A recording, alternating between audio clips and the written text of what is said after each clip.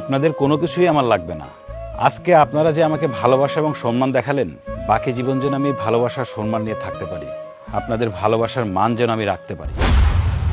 যে যাওয়ার সে তো যাবেই, গেছে যাক, ভুলে যান, আমি তো আছি। আমি এসব তুমি কি কইতেছো? হ্যাঁ, যে গেছে যাক। আরে বাবা, এটা তো গোডাউনের মাল না। আমার নিজের পোলা আমার লাগে টক্কর দিতে চায়, তুমি বুঝতে পারতেছো? তাও আবার একটা রাস্তার ফকিনি মায়ের জন্যে। আব্বা, আমিও তো বিয়ে করছি, আপনার মেয়ের বিয়ে করছি না? আপনার মেয়ের বিয়ে করার পর আপনার সাথে কোনোদিন টক্কর দিছি? আমি আমার নিজের বাপের লাগে টক্কর দিছি, আমিও তো বিয়ে করছি। তুমি কিসের মধ্যে কি কইতাছো? আব্বা কি করবে সেই বুদ্ধি দাও। আর বুদ্ধি যে দিব, আমার তো মাথায় কোনো কাজ করতেছে না। আব্বার অপমান মানে আমার অপমান। আব্বার আমি এত ভালোবাসি, আর অথচ সেই আব্বারে আজকে তার ছেলে আর তার ছেলের 2 টাকার বউ অপমান করছে। এই দৃশ্য দেখার আগে আমার চোখ অন্ধ হলো না কেন? খবরদার জামাই, তুমি ওই মাইয়ারে আমার ছেলের বউ বলবা না। আমার জীবন থাকতেও আমি ওই মাইয়ারে আমার ছেলের বউ হিসেবে মাইনা নেব না, কিছুতেই না। কিন্তু আম্মা, আপনি না মানলে কি হবে? আপনার ছেলে তো মাইনা নিছে। আমার ছেলে তো একটা গাধা, সারাটা জীবন খালি এর উপকার করছে, ওর উপকার করছে। উপকার করতে করতে টাকা দিয়ে একটা মাইয়া কিনে নিয়ে আইছে, আইনা নিজের ক্ষতি করছে। এই জন্য তো আমি সারা জীবন বারণ করছি, যে ঝামেলায় নিজের জড়াবি না। আর এই যে আমার শ্বশুর বাড়িতে কেমনে মুখ দেখাবো?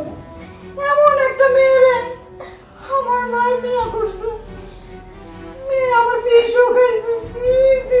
আম্মা, এই তুমি নাকা কান্না করো না তো।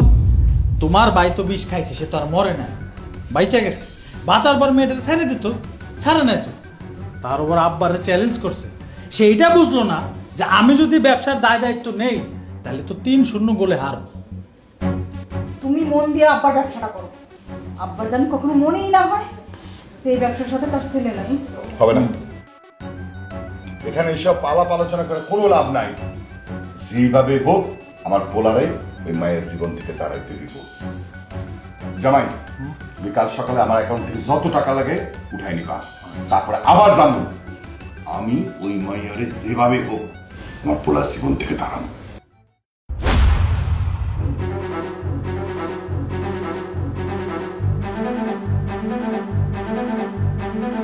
আসসালামু আলাইকুম আব্বা। আসেন আসেন, আপনারা ঘরে আসেন। ওয়ালাইকুম আসসালাম। তাহলে তুমি এই ভাঙা বাড়িতে আমার ছেলে নিয়ে উঠছো?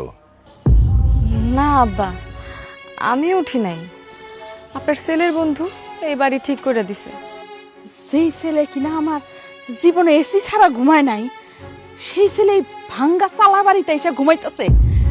আমার তখন মন চাইতেছে চিৎকার করে কান্দি। কান্দো রাজার মা, কান্দো।